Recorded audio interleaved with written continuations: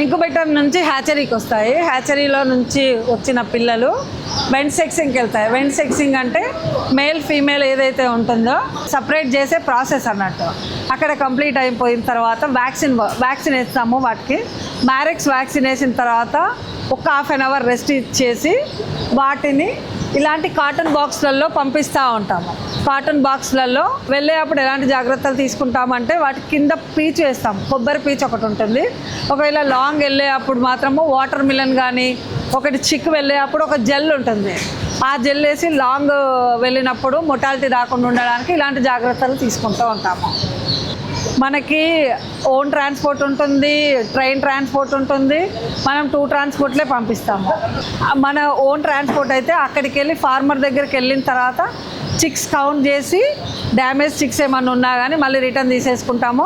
హెల్తీగా ఉన్న చిక్స్ మాత్రమే ఫార్మర్ గ్రేడింగ్ చేసి తీసేసుకుంటారు.